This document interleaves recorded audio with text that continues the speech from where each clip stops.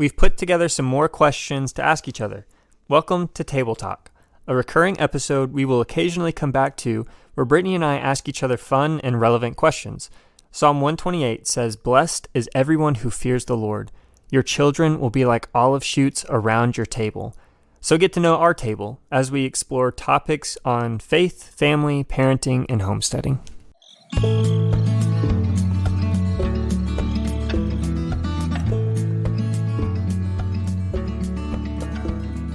Welcome to the Olive Shoots Family Podcast, where we talk about family and parenting, homesteading, and the things God is leading us towards. I'm Nathan. And I'm Brittany.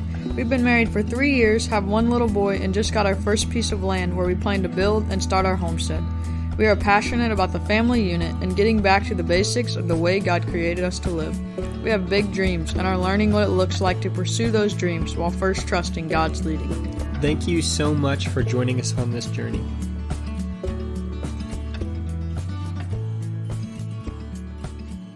So a couple of months ago, we were celebrating our 3-year anniversary, and the episode we did that week was just asking each other questions back and forth, and we actually got a lot of good feedback on that. People enjoyed that one, so we decided to do something similar to that again.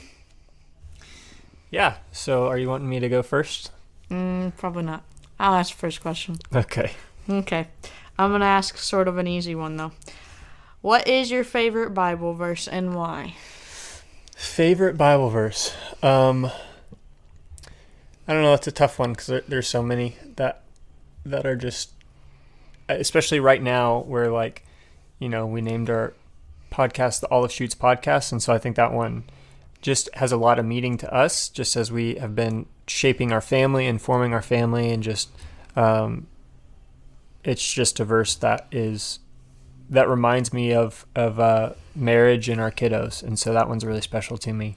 But I feel like that one's kind of obvious since it's the podcast we're on and everything. So Romans chapter 12 verse 1 and 2 have always been a really powerful verse for me that I've really liked. That idea of being transformed by the renewal of your mind, and just how by reading scripture and by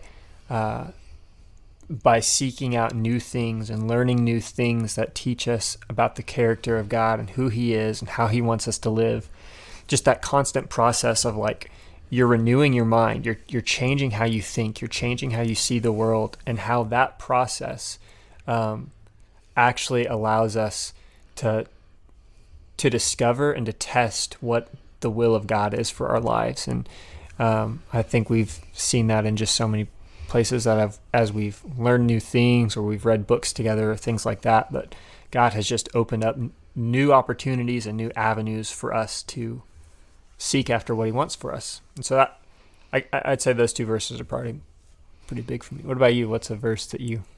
You already asked me that last time. Oh, okay. Well, then go back and listen to that episode to hear that I can't answer it again. I probably wouldn't say the same thing.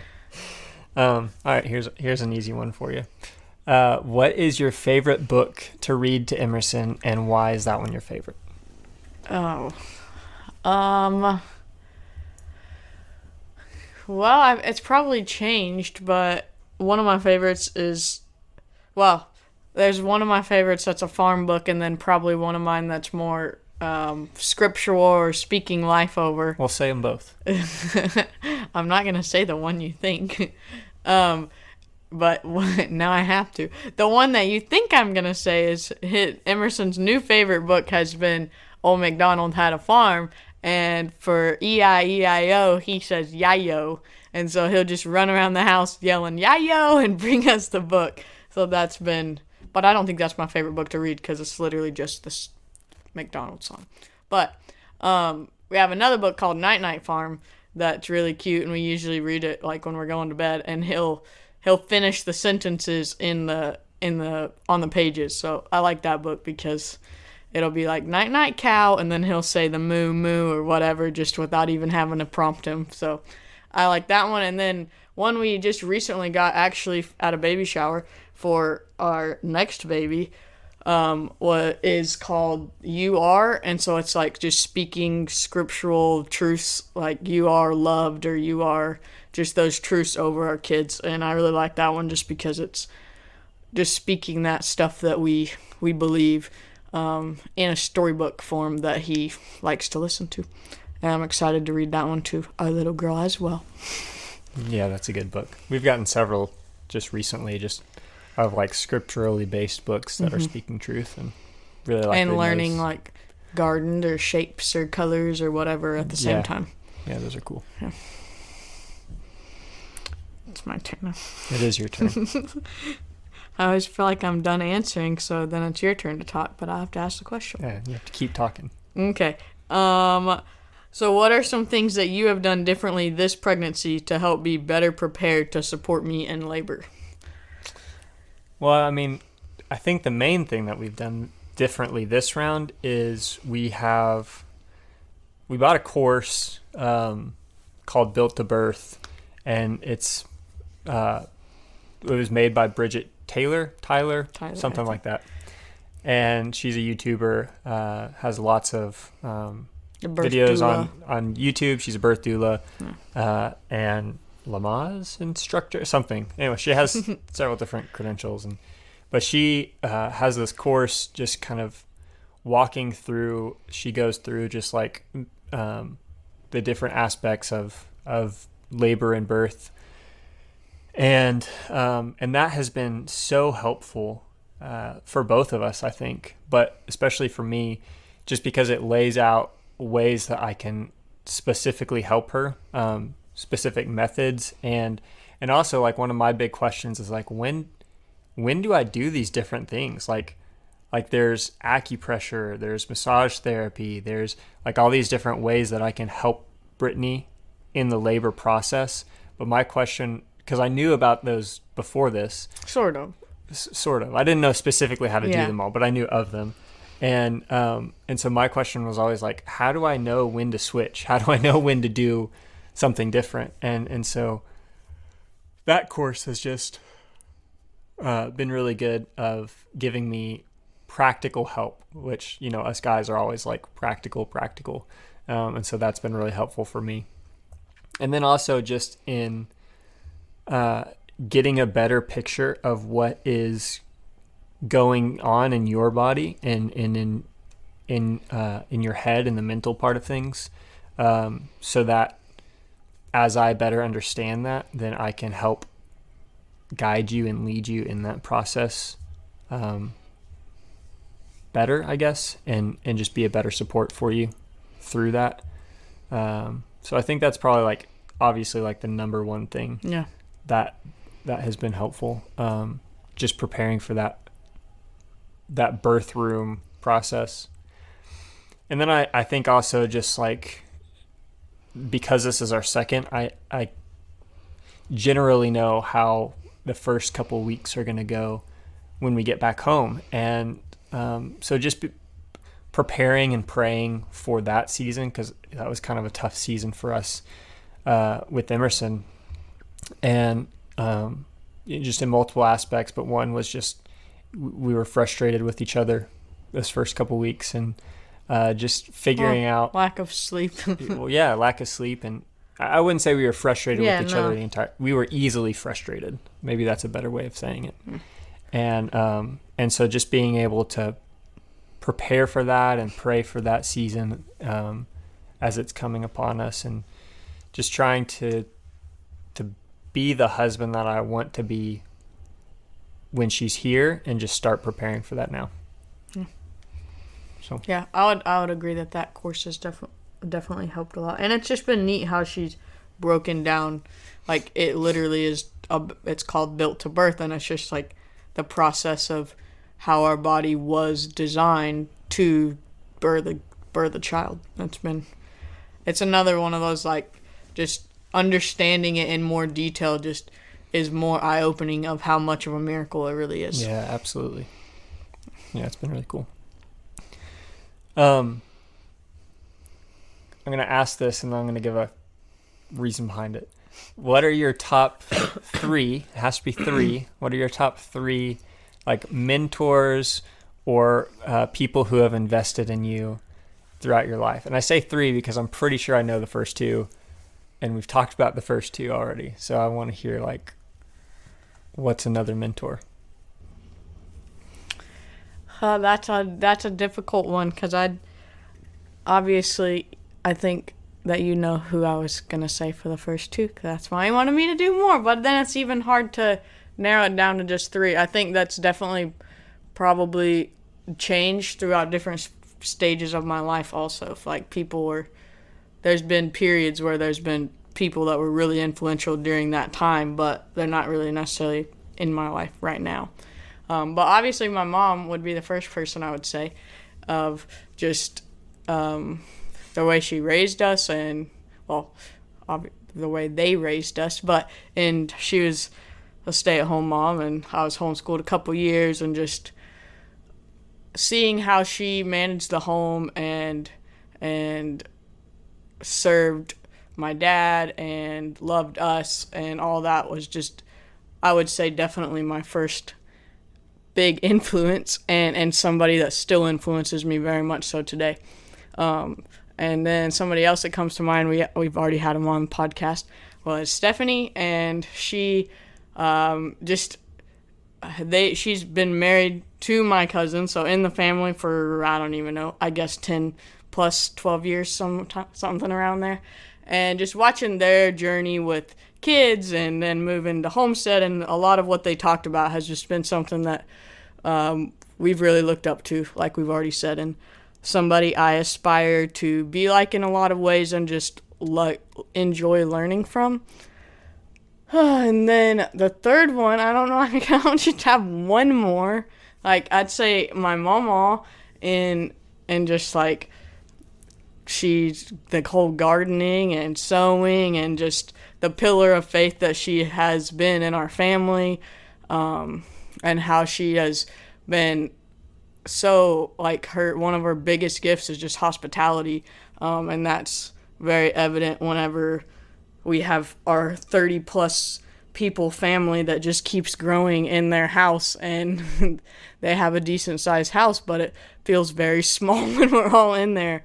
I mean, I guess it doesn't feel small, but, tight, and she's just still continued to be, to the best that she can, just hospitable and serving and cooking big meals and all that kind of stuff.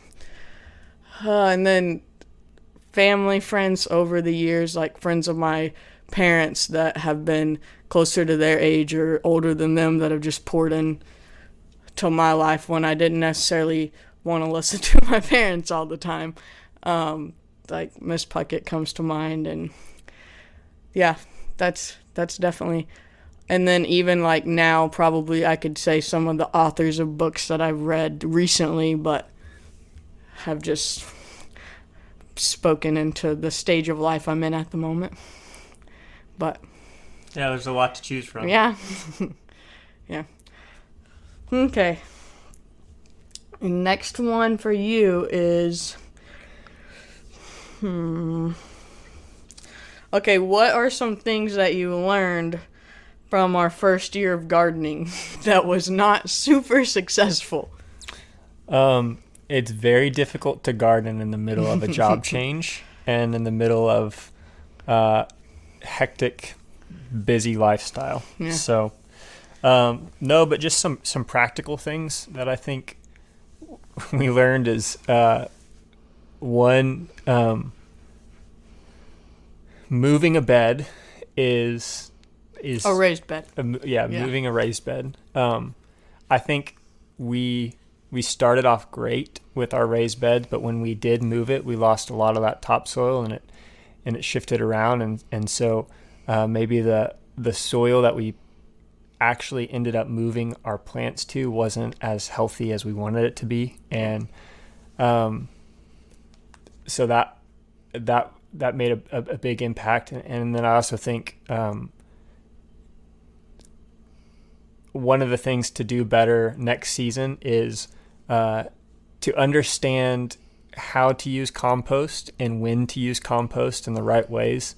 One of our beds, I use this as a sermon illustration, but one of our beds we planted strawberries and used compost for the soil and ended up growing tomatoes and a whole bunch of them. And so just to understand better how to develop a raised bed system and not necessarily just like viewing it as you put some dirt in a bed and then viewing each plant individually, if that makes sense, but viewing it as an entire system. And so how do you to get better next year? I think one of the things that we can do is how to develop that holistic system where we view our raised bed of everything down to irrigation, so that we can, do life with a toddler and have a full-time job and still be able to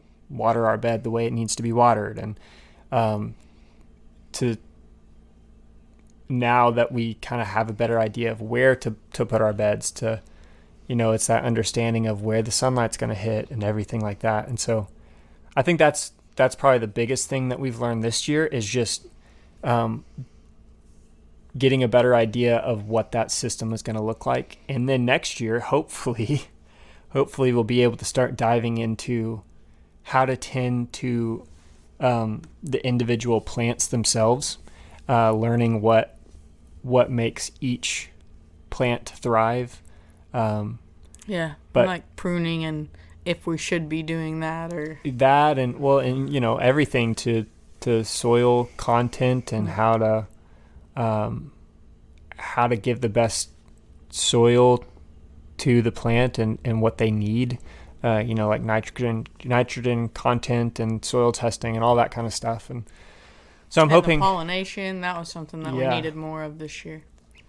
So I think there's this was our first year of doing raised beds, and like actually going full out into trying to have a family garden. Yeah. And so I think there's so much. We got some food off of it. A couple of some snacks. We got some snacks off of it. Yeah, that's true. I think there's so much room to grow, and this year it was just a learning process, as much of raised bed gardening as it was a learning process of life and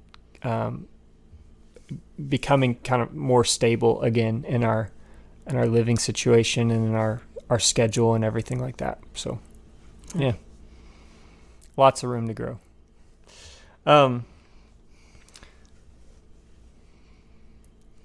We have been kind of talking back and forth between us just as Emerson is getting older and he's exploring and he's learning so much. Just what is that process of him becoming a man going to look like? And one of the things that we've talked about is this thing called the primal path a lot, but I won't ask you about the primal path.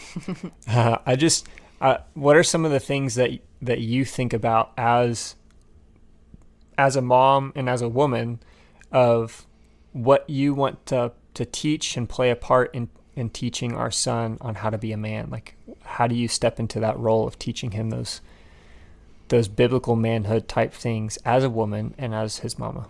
Yeah.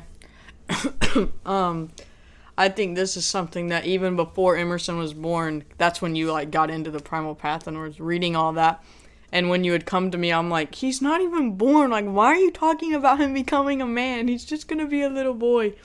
And so it's just at the beginning, I remember, and like even now, it's still hard to wrap my mind around because he's our little boy. And it's like, I'm glad, I'm already becoming more thankful that we are having those conversations now and that we're attempting to go into it intentionally and starting age-appropriate things early on, not just waiting till he's like, should be a man, and then we're like, why are you not acting like a man? But it is also just something that's been difficult to wrap my mind around with him being our little boy. But I would say, we just had a conversation recently about this and I kind of was asking that question of like, what is my role? Because a lot of the calling into manhood and just showing what that looks like, and a lot of those conversations is obviously going to come from you in a lot of ways. But I think that obviously as moms we have a big role in that, and especially as I plan on homeschooling him and just being the primary person he's with a big portion of his life till he moves out. I think one thing that I kind of had thought about and had put in perspective was just noticing a trend and just the struggle of young adults, not young boys, but like 18, like when they move out of the house type thing. I think one of the biggest struggles is having that drive and that motivation to provide for themselves, to do the next step, to do the right thing, to not just rely on, not just take the easy way at that moment in life or be lazy or whatever, just because they finally have freedom and they want to do what they want. And I think that's one thing I told you was like, I would hope that I don't raise him in a way that sets him up for failure in that aspect. And what I mean by that is, if I'm doing every single thing for him and treating him like my baby that I am now when he's 14, 15, 16, all the way up until he moves out, then how could I expect him to take that responsibility and to be assertive in doing something with his life and providing for himself and a family in the future all of a sudden if I haven't led him in that. And so I think one of the things that I've thought about, and I don't know when it starts, but just having that mindset of, as he gets older, what are those things that, like even now, as a 18-month-old, like letting him help me when he wants to help, letting him do things by himself that he can do, like attempting to put his shoes on even though it takes 5 minutes and I could do it in 5 seconds, or just those types of things of when he's desiring to help and to take a step, to be assertive, to be a big boy, letting him do that in the moment. And then obviously that will look different as he gets older, of expecting him to take that responsibility. So I think that's one thing that we've talked about recently that I would have a big role in, and if I'm not intentional in it, then it's going to be something that, like I said, I could just be doing everything for him, and then all of a sudden he's got to do it on his own and he won't know how. Yeah, I think that's a hugely important aspect of him becoming a man, is you allowing him to do that and giving him the freedom to do that. And that's a hard job for a mama. Mm-hmm. But and you do that, I mean, just the way that you've been talking about it in our conversations, the way that you are approaching that is not just like a hands-off, you go and do your thing, Emerson, and become a man. It's like you still very much so are giving him the freedom and allowing him to make choices, but you're doing it in a way that is age appropriate. Mm-hmm. You're doing it in a way that it's not too much for him. Yeah. And you're just allowing him to step into what he naturally can do as a young boy becoming a man. Yeah. But it's definitely hard to think about, like I said, when he's just so little. Yeah. And it'll probably be more difficult as we get closer to that. But all right, so since we're kind of talking about Emerson, I'll ask you a question about him. What is something that you really enjoy about the stage of life Emerson is in right now? This is kind of twofold. And then what is something that you're most looking forward to in the next, like, I'm just going to say like 2-ish years? I love his heart to explore. Like, he just loves discovering new things.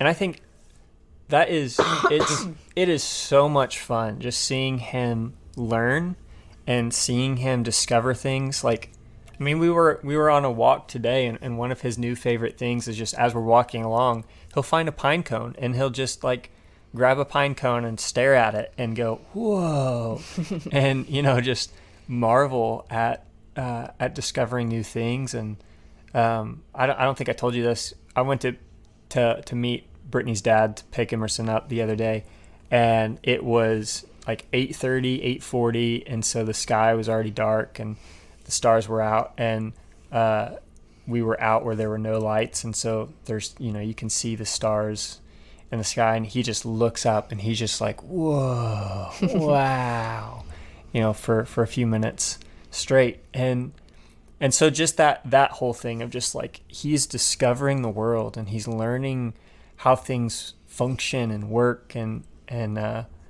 it's just so cool to be a part of. And then when you get to be the person to show him those things, and he just thinks you're the coolest person in the world because you know how something works, or where to look for something, it's really cool to be a part of that. And I think that leads into like the next thing of what am I most looking forward to, what in the next season, or just in general? I mean, I was just thinking like in the next couple years, because not like long term, but in the, like when he's like 3, 4, Gotcha. 5, that age. Yeah, I think as we start going camping as a family, and like taking him out on camping trips, I mean, that's just something I'm passionate about. But just based on how he acts and how he loves being outside, I think that's something that he's going to love too. And maybe I'm wrong. Maybe he'll hate it, and we'll cross that bridge when we get there. I think he's going to like it too. But yeah, I think he will too. And so I'm excited about that, and getting to maybe on the upper end of that scale you just said, like 4 or 5, maybe start going on some father-son trips together, and spending some of those weekends together, that sort of thing. So I think, yeah, that's really exciting, and that's something to look forward to. Yeah. This one I think is going to be easy. Maybe it won't be. What are some of the things that I do that are some of your favorites to like make you smile or make you laugh? I think it's going to be easy. Is that not easy? That's really hard. No, I don't think it's really hard. I don't make you smile that much, so you gotta think way back. That's not it at all. Like just on a like laughing sense, I think that whenever you like, we kind of both do this, like mimic Emerson when he's not around, like in the way we respond to each other, just in how he says amen, or like just, I don't know, those are always funny because it's just like light in the moment. That's something that comes to mind. As far as like, I mean, I don't know if that's the kind of path you were going down, or yeah, whatever you want. Like make me happy or make me like feel loved type thing would be like just the way you help when you come home from work, even though you've had a long day at work, and just greeting Emerson when he's so excited to see you, helping with him while I'm doing dinner, helping with dishes, like that whole thing definitely makes me smile and makes me very much look forward to you coming home. But yeah, I mean, yeah, back on with Emerson, just when seeing him excited to see you, and then y'all like him running or you running to him, that always makes me smile. Like when we were walking around the trail the other day, and he spotted you across the pond, and then y'all just took off running. That was cute. Mm-hmm. You don't have to give like a ton of answers. Yeah. I would say those are the first things that definitely just come to my mind. Yeah. Or for my birthday was a couple weeks ago, and this is something else that comes to my mind. When you're just like super thoughtful without me asking. So like a couple weeks ago was my birthday, and I texted him like, I guess my birthday was on a Friday, and I think I texted him on like a Monday or Tuesday, and was like, I hadn't told him anything I wanted for my birthday. I knew I wasn't saying like what present I wanted at that point. I just said I want some Giggles, which are like those off-brand, better for you-ish Skittles, for my birthday this week. And he was like, go look in the drawer, and he had already bought them, and so I got them early, and that like made me smile a lot. I was happy because I didn't even ask you yet. Yeah. That was sweet. Yeah. All right. What have you started doing on our property to prepare for building our future home? On our property. we've started clearing a small section. So went out there with a chainsaw and an axe, and just started clearing some of the smaller trees and making just a little bit of an area. And then probably did that 2 or 3 weeks, and then in 1 week, I say 2 or 3 weeks, one day out of, so 3 visits, Couple times, two or 3 visits out there. And then in one of those visits, your dad went out there with me, met me with the tractor, and helped clear some of the vines that we have out there that they just are just overgrown everywhere, and they get tangled in between the trees. And so you cut one tree down, and then you gotta wiggle through this forest of thorny vines, and it's miserable doing it without a tractor that can just push all of that stuff down easily. So so that's probably the main work we've been doing out there. But I also think we've just started to just mentally map out, while we're there, mentally map out like what areas could be used for what purpose, and to start thinking through that whole thing,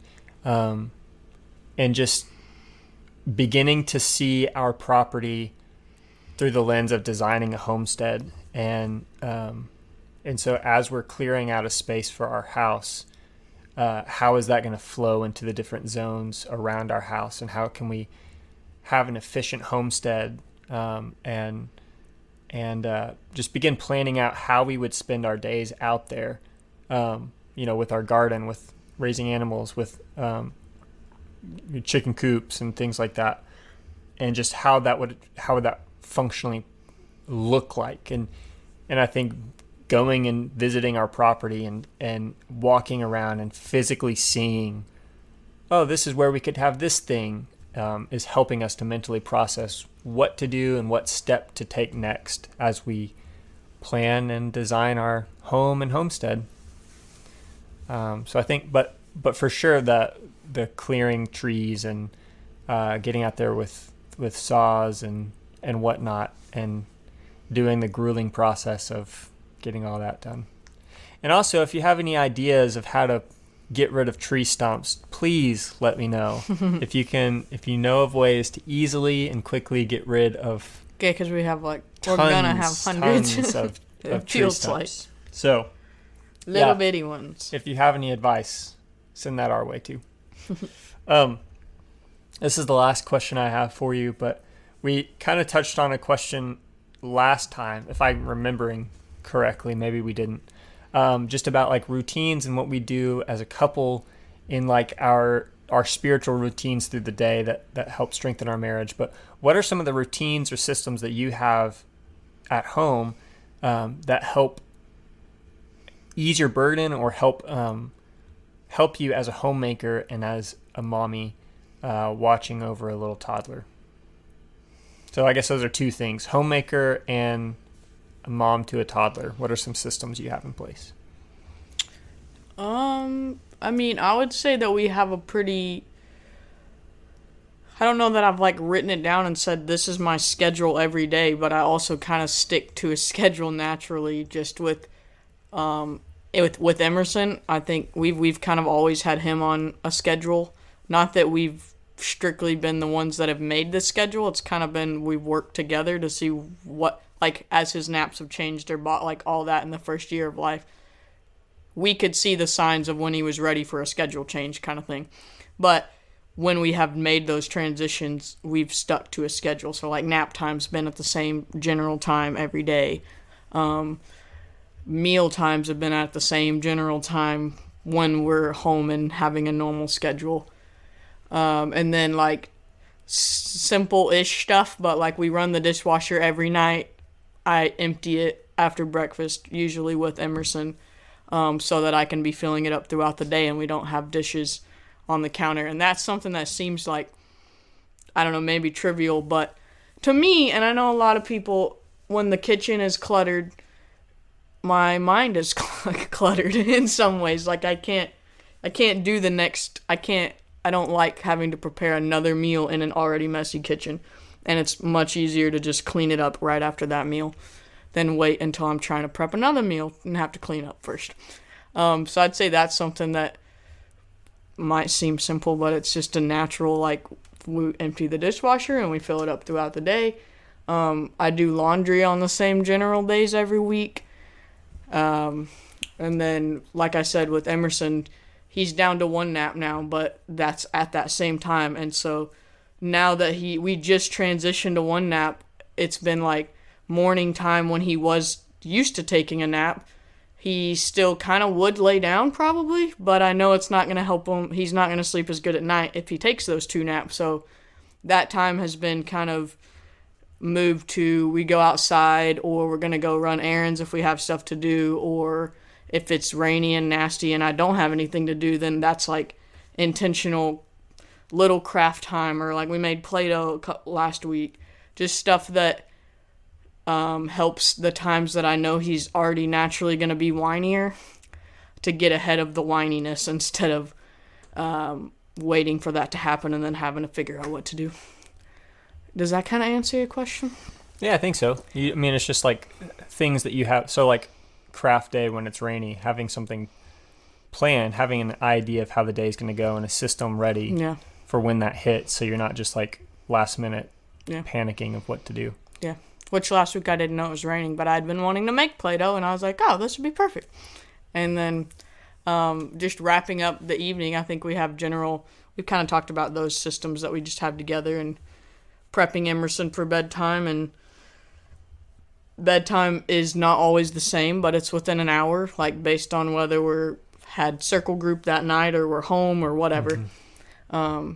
I just think that, I definitely do better when we have those systems, but I would say they're more, they're consistent but fluent. They're not like rigid to the hour or to the day. Like if I miss a day or I have plans that day, my whole week's messed up. It's not like that type of thing. It's just that, like, I guess systems is a better word than a straight up schedule, just because it's regular, but it's not rigid.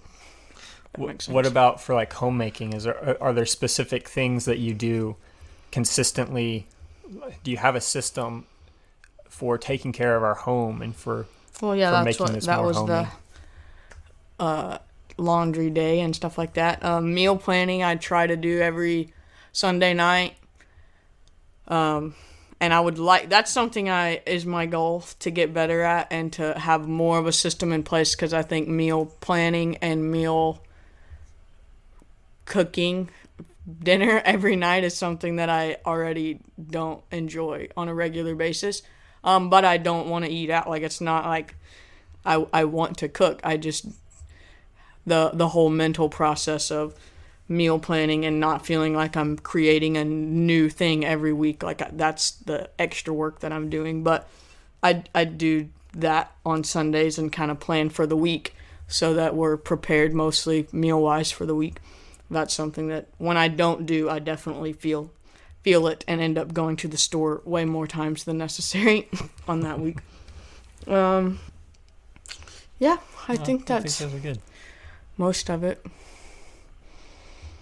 And then, I mean, one of the systems that we have maybe mentioned is that we have kind of gone in and out of, but that we're attempting to start, is just reading together at night, so that we're getting that, like we're reading books that are building us deeper into our marriage or into parenting or into the household stuff. Like we have several books on our list of just being intentional about making that time at night in bed instead of watching a show or doing that kind of thing. Yeah, I think that's... Yeah, those are good. Okay. This is my last question as well. So you just answered like what you've been doing on our property, but what are some other tools that you've been using to help prepare, because we're wanting to build our house as much on our own as we can, and we've never done that before, obviously, or done very many things even close to that. So what are some tools you've already been using just to help plan all that out? Yeah. And then maybe in addition to that, what are you most excited about to be able to do this by ourselves as much as we can? Yeah.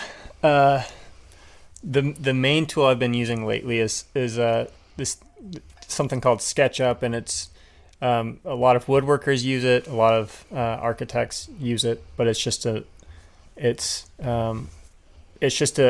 design software for that you can go in and create like a 3D model of something that you're building. And so I've been going in lately and just using it to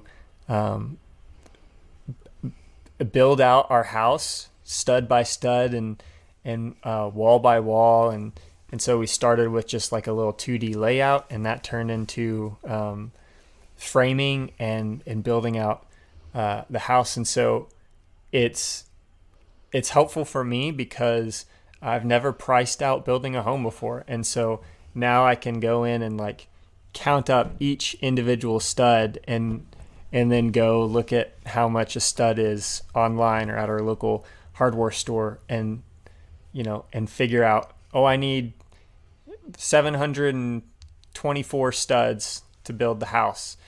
Well, 724 times $4.99 or whatever a stud is going to be, to figure out that cost, and just all those things. So that's been really helpful for me, just getting a practical. It's almost like being able to build a house before actually going in and buying the material and building it, and getting a good look at it. And so that's been a really helpful tool, I think, so far. And then as far as like, what am I most looking forward to in building our own house? Is that what you said? Yeah. Okay. Yeah. I think that the coolest thing is going to be for us as we're sitting in our living room watching our kids grow up, to be able to tell them, Mommy and Daddy helped build this home that you're in, and because of the way we want to do it, and because of the way we're going about it, being able to say, like, we're able to get into homesteading more quickly, or we're able to do different things, we're able to focus more on our time together as a family because we're building our home on a budget as much as possible, and we're building our home in such a way where like we're able to get out on our land and homestead the way we want to, without building a big home first. And so I think, like, to sum that all up, like the reason why I think building our own home is so attractive and appealing to me is because I think there's going to be a sense of accomplishment and of learning something and developing something in ourselves that we're going to look back on and be proud of and have a lot of knowledge gained from it. I think we're going to grow as a team and grow as husband and wife through this process of building our house. We were joking the other day because when we were engaged, we built some cornhole boards together, and that was a difficult process. Just learning how to work together and function as a team together, and the little project of a cornhole board and how I think it was more like we would both have an idea and think that we were on the same page, and then you would build something and it didn't look like what I thought it was going to look like. So I think it was just it was definitely one of those figure out how to communicate, or we're going to be having to figure out how to communicate when we get married. Yeah. And it was like that first test of, yeah. We don't have one. Just because we're saying the same thing doesn't mean we're seeing the same thing in our minds. Yeah. So we were laughing about it the other day, of just saying, like, that was our first houses. project together, and a house is a little bit bigger of a project just than a little bit. than a cornhole board. And so just kind of re-navigating how to communicate through these ideas that we're having and talk through them. And our cornhole boards still work though, and we still use them. we still love them. Yeah. No, but I think that whole process of you're learning so much in building a house together. You're having to be good teammates with each other, and so I'm really excited about that part of it, and just the end product of being able to look back and say we did that with our hands, and look where we are now because of it. I think will be a really cool, satisfying moment for us, and then just getting to share that with our kids. And we've talked about Ebenezer's a lot, and just being able to look back on physical things and say, look how God has blessed us. And I think by placing each stud, by nailing each nail and raising each wall of our home, I think it's gonna be a constant Ebenezer to us of being able to see, wow, Lord, look how you have led us, and look what you have gotten us to. And I think that's just going to be a really cool thing in our lives when we cross that bridge, and when we actually get to walk into our home and sleep there for the first night. I think that will be a really cool moment. Yeah, definitely. Well, I'm out of questions. I think you're out of questions. And we're out of time too. We're out of time, so that's perfect. But yeah, this has just been such a fun journey, and sharing our lives with you guys, sharing just all these different aspects of parenting and marriage and homesteading and all the things that God has going on in our lives. It is so much fun getting to share that with you guys. And so we hope that that maybe it's just been a little bit of fun for y'all hearing about our lives and hearing about just all these different aspects that I guess we're kind of learning about ourselves by asking each other these things. So hopefully you've enjoyed it too. And I guess one last thing, that we're about to have another little baby. So if you want, if you're thinking about us or thinking about the podcast, just to be praying for us as we enter this new season, we would be so appreciative of that. Anyways, we're thankful for you guys. We're so glad that we get to do this and share our lives with all of you. And God bless. Talk to you next week. Bye.